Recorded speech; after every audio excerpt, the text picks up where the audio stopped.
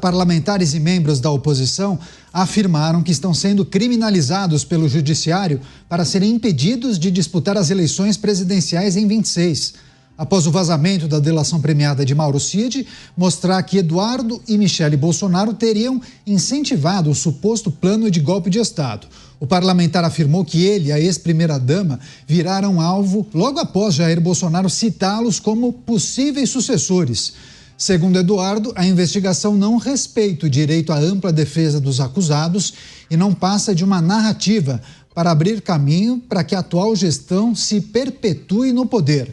O deputado disse ainda que essa é a nova tática dos progressistas para as eleições sem concorrência, citando a Venezuela como um exemplo de ações contra a oposição, com o objetivo, supostamente, de preservar a democracia. Chamar os nossos comentaristas, entender essa análise de Eduardo Bolsonaro, as muitas repercussões após a delação de parte da delação de Mauro Cid, a divulgação que aconteceu nesse fim de semana. Roberto Mota ao vivo com a gente. Mota, seja muito bem-vindo, viu? Ótima noite a você.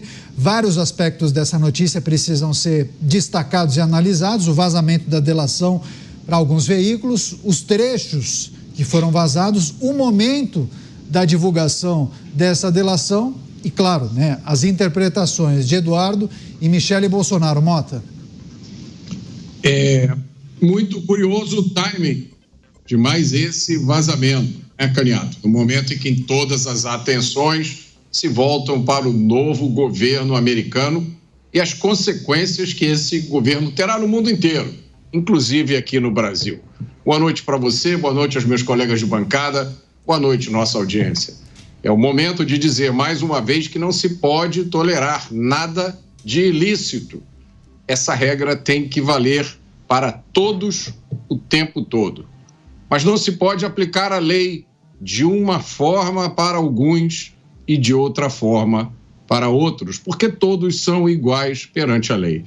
É impossível comentar mais esse vazamento de uma investigação sigilosa, investigações às quais, às vezes, nem os próprios advogados dos investigados têm acesso, mas uma parte da mídia tem. Eu não sei fazer um comentário jurídico, eu vou pular para o comentário político, que vocês já adivinham qual é. É preciso tirar o presidente Bolsonaro do jogo eleitoral e, para isso, qualquer pelo em ovo serve.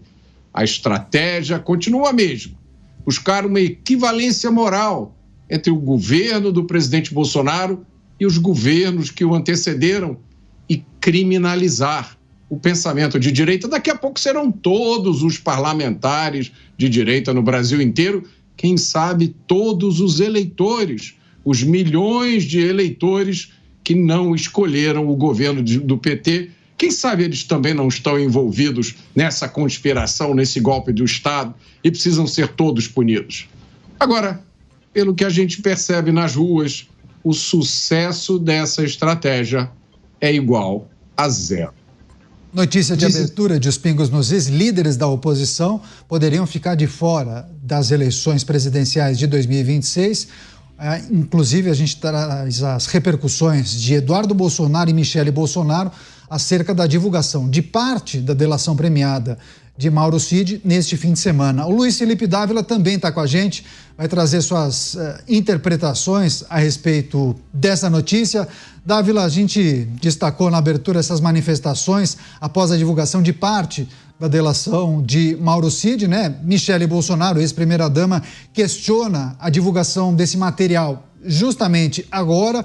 Eduardo Bolsonaro fala em uma aparente tentativa de criminalizar a oposição. E ele faz uma conexão da divulgação desse material no fim de semana que sucede os dias em que o pai, Jair Bolsonaro, mencionou a possibilidade dos dois, justamente os dois, Eduardo e Michele, o sucederem ou disputarem as eleições em 26. Dávila. Boa noite, Caniato, boa noite, Mota, boa noite, Veraldo, e boa noite, nossa querida audiência. Vamos olhar isso pelos dados e evidências. Primeiro, uma investigação que está sendo conduzida neste momento pela Polícia Federal, Ministério Público, não deve ser vazada, porque o objetivo de vazar, como aconteceu também, no caso de Lava Jato várias vezes, era pré-condenar as pessoas antes de julgar os fatos. Uma delação não é uma prova de crime. Uma delação é apenas uma versão. Primeiro, isto deveria estar sob sigilo. E quando vaza, é para pré-julgar algo que está sob investigação. Então, este é o primeiro ponto muito grave.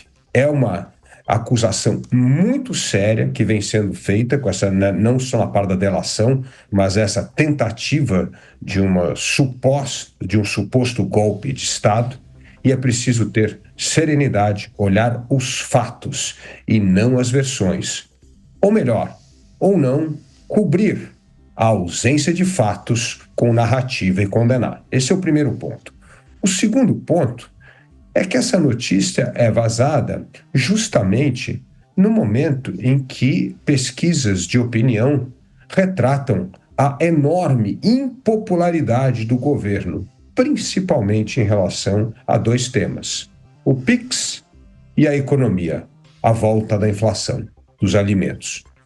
Por isso, parece sim algo projetado para gerar confusão, esquecer da impopularidade do governo e dos escorregões do governo na semana passada e colocar o holofote na família Bolsonaro, enquanto ela está sendo ainda em fase de inquérito, de investigação, antes de ser julgado pela Procuradoria-Geral da República. Por isso, é preciso serenidade e não se precipitar em julgar pessoas por narrativas e não pelos fatos. Chamar o Cristiano Beraldo também vai trazer as impressões acerca dessa notícia de abertura. Beraldo, seja bem-vindo, ótima noite a você. Só relembrando a nossa audiência que na semana passada o Jair Bolsonaro citou a mulher e o filho como possíveis nomes para a disputa da presidência da República em 2026, caso ele permaneça inelegível. Enfim, as muitas leituras e interpretações sobre o vazamento seletivo, né? Uma parte da delação premiada de Mauro Cid foi divulgada neste fim de semana. Boa noite, Caniato, boa noite, Mota, Dávila, e boa noite à nossa audiência que nos prestigia diariamente aqui nos Pingos nos Is. Esse evento, ele simboliza, de uma certa forma, as tantas coisas erradas que temos no Brasil hoje. Uma delas, que eu gosto sempre de lembrar, é a questão do sigilo de investigações, ou seja, uma determinada investigação a cargo da Justiça é colocada sob sigilo, porque há um entendimento ali de que esse sigilo é importante para o processo. De repente, informações desse processo sigiloso são vazados. E isso é incorporado, esse vazamento, essa ação de vazar informações que deveriam ser confidenciais, é incorporado no cotidiano brasileiro como se fosse uma coisa normal. Eu não conheço um único caso, e olha que são inúmeros vazamentos. O Dávila lembrou bem, durante a Lava Jato eram inúmeros vazamentos. Não lembro de um único caso em que alguém foi responsabilizado por esse vazamento. Então esse é o primeiro ponto. Segundo, quando se tem um caso sendo desenvolvido em cima de uma delação premiada, quer dizer, alguém que está ali preso, né, ou com restrições ali, para se safar, ele resolve contar o que sabe. Isso não pode ser para o bem da justiça. Eu não estou entrando no mérito se é a favor de A ou contra B. Pelo bem da justiça, apenas a palavra de uma pessoa não deve servir de prova suficiente para se acusar, se condenar alguém. É preciso que ela venha ali dentro de um conjunto de elementos que, de forma fática, possam comprovar aquilo que está sendo dito. Mas não me parece que esse é o caso, até porque isso nos leva a um outro problema de todo esse imbróglio. É o crime que não aconteceu. Estamos tratando, saímos do cartão de vacina, precisamos lembrar, saímos do cartão de vacina para transformar Mauro Cid no delator do golpe que não aconteceu, não se consumou. E o peso que se está dando a isso não é um peso compatível com o senso de justiça necessário a um país democrático, mas é um peso que se está dando em razão de uma circunstância político-eleitoral, o que coloca todo este caso de cabo a rabo num contexto completamente equivocado. E aí, óbvio, tem a declaração de Eduardo Bolsonaro. Ele vai, enfim, claro que ele vai dar uma declaração que o favoreça, o coloque aí nessa condição de ser vítima de uma inverdade e tal. Isso é natural que o faça, mas é importante lembrar também que a oposição ao governo Lula, a oposição ao pensamento progressista no Brasil não reside exclusivamente na família Bolsonaro. A gente sempre lembra aqui, o universo da oposição no Brasil, o universo da direita, ele é mais amplo e eu não tenho a menor dúvida de que mesmo que Eduardo, Michele, Jair ou qualquer outro Bolsonaro seja impedido, justo ou injustamente, de disputar em 2026, a direita brasileira terá um representante, um ou mais representantes nessa disputa de forma competitiva. Agora, é importante para você que nos acompanha, você que assiste a Jovem Pan ou nos ouve pelas emissoras de rádio, eu vou trazer em detalhes a fala do filho de Jair Bolsonaro. Eduardo disse o seguinte, abrindo aspas, tá? Bastou Jair Bolsonaro dizer que eu e Michele seremos bons presidenciáveis para hoje, nós acordarmos com mais um vazamento para a imprensa de um inquérito nos relacionando com esse fantasioso caso do 8 de janeiro de 2023. Fecho aspas, as palavras do deputado federal Eduardo Bolsonaro. Deixa eu voltar com o Mota. Mota, inclusive, é o destaque da nossa manchete principal, a defesa de Jair Bolsonaro criticando o vazamento da delação, uma delação, um trecho, na verdade, né, que acaba apontando algumas figuras que teriam participação nesse suposto plano. E a defesa de Jair Bolsonaro, os advogados falam em investigação semissecreta, usaram essa expressão semissecreta porque, em tese, deveria ser algo, como disse o Dávila, sigiloso, né?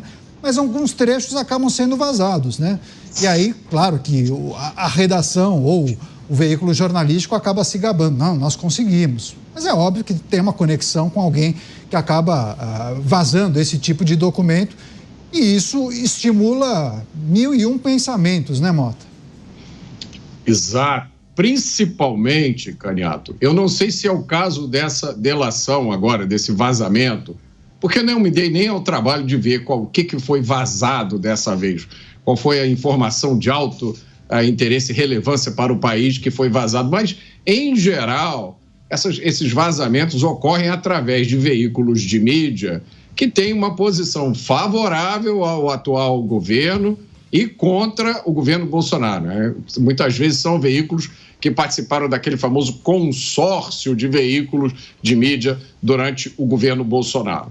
Então, eu acho que o que a gente precisa chamar a atenção aqui, além dessa flagrante violação desse sigilo, ou sigilo ou não é, ou abre para todo mundo ou acaba com esse vazamento. Se houve vazamento, ninguém vai tomar nenhuma ação em relação a esse vazamento, ninguém vai ser responsabilizado. Então, a gente fica com a impressão de que é o uso da justiça para eliminar adversários políticos. Exatamente o que aconteceu nos Estados Unidos com Donald Trump. Uma das coisas que Donald Trump está fazendo neste momento, eu vi a notícia hoje, ele está fazendo uma limpeza no Departamento de Justiça americano, retirando uma série de indivíduos, uma série de pessoas que estavam associadas com aquela campanha para destruí-lo e impedi-lo de participar da eleição, que ele acabou conseguindo participar e ganhando. E ele disse, eu vou acabar com o uso da máquina do governo federal americano como arma contra adversários políticos. Percebam, ele não está dizendo que agora chegou a vez dele usar a máquina como arma e destruir os seus inimigos. O que ele está dizendo é que ele vai desaparelhar, acabar com essa prática. Porque senão, a consequência é óbvia. O país fica num vai e volta, vai e volta. Agora é a minha vez de me vingar. Daqui a 4 anos é a vez dos meus inimigos se vingarem. E o resultado, Caniato, é uma sensação de desespero do brasileiro que não aguenta mais crime, pobreza, falta de oportunidade e que acaba como última alternativa, não tendo mais nenhum jeito de sobreviver aqui, ele escolhe correr o risco de ir como imigrante ilegal para outro país. Dávila, há pouco você discorreu sobre essa situação que envolve o vazamento seletivo de trechos de um inquérito que é extremamente complexo e muito questionado por muitos atores que orbitam essa investigação. Agora, queria que você trouxesse uma análise sobre quais são as consequências de um vazamento seletivo, de uma delação como essa, de uma figura controversa e que, naturalmente, a gente precisa olhar para esse inquérito com muito cuidado, né? Porque há muitas pontas soltas nessa apuração, um inquérito que a gente não tem todas as informações, e quando um trecho é divulgado, estampado na primeira página dos grandes jornais do país, isso naturalmente estimula reflexões. Muitos acabam, inclusive, batendo o martelo e já apontando quem é o culpado e quem é o inocente. É justamente isso, Caniato. O propósito de vazar informações sigilosas é pré-condenar as pessoas, ou seja, fazer com que a opinião pública já condene aqueles por causa de uma delação ao invés de provas. Ou seja, na ausência de provas, vamos condenar as pessoas por causa de uma narrativa ou por causa de vazamento. E isso é completamente contrário ao que deveria ser o Estado democrático de direito, o direito à ampla defesa, que não parece não existir. Ou seja, a ideia, antes de começar o julgamento e a Procuradoria-Geral da República se manifestar, que provavelmente será aí no mês de fevereiro, você já pré-condenar os principais personagens da investigação. E como bem lembrou o Beraldo, uma investigação em cima de algo que não se concretizou, ou seja, não teve utilização de força, principalmente das Forças Armadas, para derrubar o governo que foi eleito em outubro de 2022. Agora, Beraldo, não lhe preocupa que tudo isso caminhe em uma velocidade que possa contaminar o processo eleitoral do ano que vem?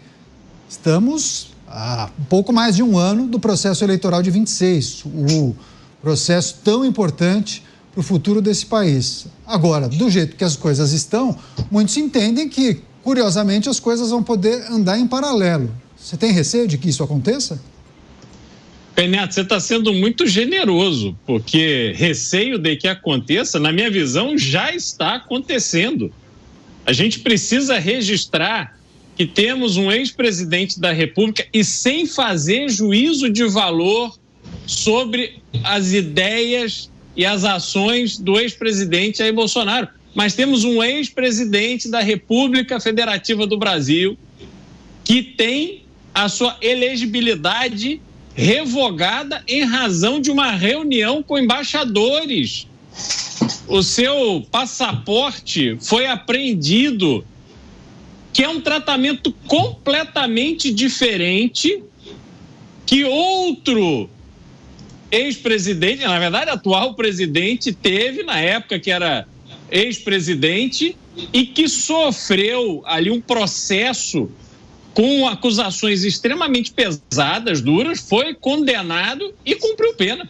Mas durante o processo manteve ali passaporte, manteve toda os seus direitos como qualquer cidadão. Então, claramente existe um desequilíbrio nesses tratamentos e só podemos constatar que isso tem uma implicação efetiva do ponto de vista eleitoral, porque as discussões para as eleições de 2026 estão a todo vapor.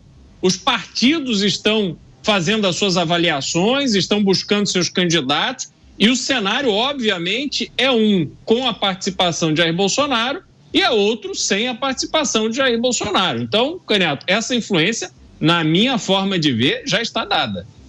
Pois é, não. E tem esse cenário que você acabou de descrever, mas os mais pessimistas entendem que pode ter, sim, um cenário sem Jair Bolsonaro e um outro cenário sem Jair Bolsonaro, sem Michele e sem Eduardo.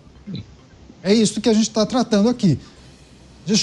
Eu mencionei a fala de Eduardo Bolsonaro, Mota, eu vou trazer aspas da ex-primeira-dama Michele Bolsonaro. Ela disse o seguinte: estranho mesmo, e todos fingem que não veem. São esses acessos a inquéritos sigilosos, sendo que os advogados dos acusados são proibidos de acessar os dados para promoverem a defesa de seus clientes. Uma afronta à Constituição e também aos direitos humanos. Eu fecho aspas a nota de Michele Bolsonaro, ex-primeira-dama, presidente do PL Mulher. Mota, você, essa análise sobre o andamento do inquérito, a velocidade com que as coisas avançam e o temor de que o momento crucial das definições aconteça justamente, talvez, no período de campanha eleitoral ou na definição dos candidatos, isso em 26, por favor. Eu acho que para as pessoas, entre as pessoas que estão prestando atenção à sequência de eventos aqui no Brasil, não há nenhuma dúvida disso. Não há nenhuma dúvida de que o sincronismo dessas investigações e das decisões que virão como consequências vai ser grande com o período das eleições. Não há dúvida nenhuma disso. Eu acho que a gente não erra muito se disser que qualquer político da oposição que representar uma ameaça importante para o atual governo vai ser objeto de todas as investigações e denúncias, né? Num jogo que a gente viu acontecer aqui no Brasil nos últimos anos. Não há nenhuma novidade disso. A única novidade nesse cenário todo é a eleição de Donald Trump, que, como eu disse aqui, é uma oportunidade para que algumas pessoas reavaliem a sua visão do mundo, como acaba de fazer, por exemplo, o ex-guerrilheiro e atual presidente da Colômbia, Gustavo Petro, que perdeu uma excelente oportunidade de ficar calado e quietinho. Eu acho que outros Gustavos Petros vão aparecer nos próximos dias e meses. Claro que é um aperitivo do Mota, mas a gente também vai tratar desse assunto, que é um dos principais assuntos do dia. Dávila, só para arrematar esse subcapítulo da primeira notícia, as projeções para o processo eleitoral e de que forma esse inquérito tão nebuloso pode interferir ou contaminar o processo eleitoral. Eu discordo parcialmente do meu amigo Mota por uma razão. A direita já está gigantesca. Essa onda é impossível de parar. Se tirar um, tem mais 5 de qualidade para entrar. Não é que é um reserva. A esquerda só tem reserva lá, não tem mais ninguém para substituir o presidente Lula. A direita tem um contingente gigantesco de gente talentosa. É isso que está deixando o governo e a esquerda apavorados, porque eles não sabem mais em quem atirar. Porque se pega um hoje aqui, tira um do jogo, entra mais 2, tão competitivo quanto. Então, eu vejo que esse processo é irreversível. E segundo, que as circunstâncias só favorecem a direita. Nós teremos um ano muito difícil, desafiador para o país em todos os campos, na política externa, na política econômica, na segurança, e esse governo vai continuar fazendo uma atrapalhada atrás da outra, como fez com a questão da semana passada, que foi o momento PIX e o momento inflação dos alimentos. É uma barbaridade atrás da outra. Então, assim, a circunstância é favorável e a direita tem um contingente cada vez maior. E terceiro, as pessoas, que são, no fundo, os eleitores, estão cada vez mais convictos de que o prazo de validade da esquerda já acabou, como demonstram as pesquisas de opinião. Mota, quer trazer o seu complemento, só em cima do que disse o Dávila, que ele fez um comentário justamente sobre o que você disse há pouco. Não há propriamente discordância entre o que o Dávila disse e o que eu disse. Tá? O Dávila apresentou um fato. O domínio das ideias de direita, do pensamento de direita hoje, é irrefutável. Mas isso não é razão para que as pessoas que chegaram ao poder com pensamento de esquerda, extrema esquerda, esquerda radical, reconheçam que o tempo delas acabou, peguem as suas coisas e voltem para o lugar de onde elas vieram.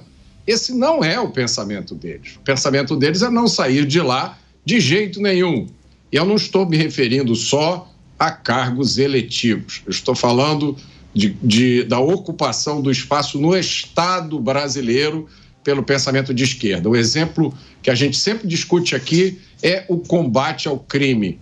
No Estado brasileiro, em áreas onde deveriam estar pessoas cujo principal interesse deveria ser proteger o cidadão brasileiro e combater o criminoso, esses lugares hoje, muitos deles estão ocupados por pessoas com a ideia exatamente oposta. O meu objetivo aqui é dar cada vez mais direitos e benefícios para os criminosos, impedir de qualquer jeito que eles sejam presos. E a vítima, isso aí é choro da classe média e dos privilegiados do Brasil que se beneficiam da desigualdade social. Por coincidência, as pessoas que estão nesses cargos geralmente estão entre as mais desiguais, ganhando fortunas pagas com o nosso dinheiro.